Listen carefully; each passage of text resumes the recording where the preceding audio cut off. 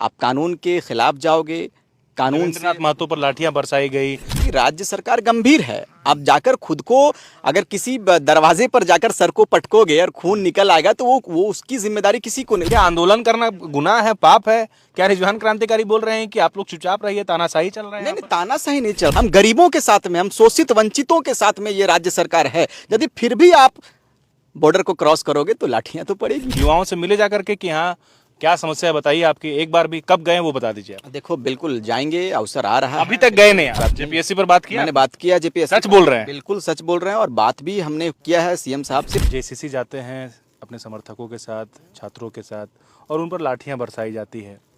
रिजवान क्रांतिकारी जेसीसी के मामले में एकदम बोलते हैं कि सांप सूंघ गया हो जैसा हो।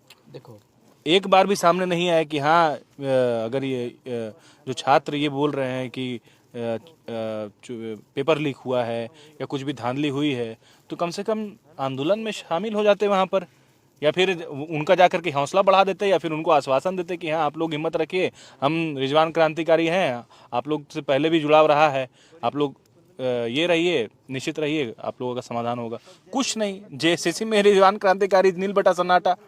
देखो मैंने कहा था कि मैं, आप देखो पुरु के चैनल में देखो जाकर, मैंने जेसीसी पर बात किया था कि बिल्कुल एजेंसियां काम कर रही है, एजेंसियों को जिम्मेदारी दी गई है, बिल्कुल कोर्ट का मामला है और निष्पक्ष जांच की उम्मीद है और बिल्कुल बेहतर होगा। हमने पहले भी आपके चैनल के माध्यम में इस बात को साफ साफ कह दिया था। आंदोलन करना हमारे, देखो आंदोलन यदि कोई करता है तो उसे रोक नहीं सकते हम।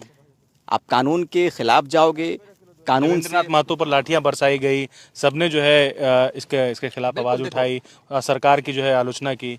रिजवान क्रांतिकारी क्या मानते हैं देवेंद्रनाथ महतो को जो लाठियां बरसाई गई वो सही है या गलत है? मैंने कहा है ना कि राज्य सरकार गंभीर है। आप जाकर खुद को अगर किसी दरवाजे पर जाकर सर को पटकोगे और खून निकल आएगा तो वो उसकी जिम्मेदारी किसी को नहीं, उसका जिम्मा किसी को नहीं मिला। आप देखो राज्य सरकार हेमंत सोरेन ने साफ साफ कहा है कि छात्र बिल्कुल एकदम कह सकते हैं कि बिल्कुल उनके लिए, छात्र के लिए ये हेमंत सोरेन गंभीर है और बिल्कुल उन्होंने कहा कि आप धैर्य रखें, इनके लिए एजेंसियां गठित की गई है, एजेंसियों को दिया गया है, इसकी जांच हो रही है, कोर्ट का मामला है। लेकिन फिर भी यदि आप सड़क पर आओगे, विरोध करने का आपको मन है तो कीजिए, फिर उस पर कौन रोका है? ये लोकतंत्र का अधिकार है ना, यही तो हमारे देश की खूबसूरती है। क्या आंदोलन करना गुनाह है, पाप है? क्या रिजवान क्रांतिकारी बोल रहे हैं कि आप लोग चुपचाप रहिए, तानाशाही चल रहे हैं? नहीं, तानाशाही नहीं चल रहा है। राज्य सरकार गंभीर नहीं रहती। राज्य सरकार यदि कोई आश्वासन नहीं देता तब मैं कहता कि राज्य सरकार मौन है।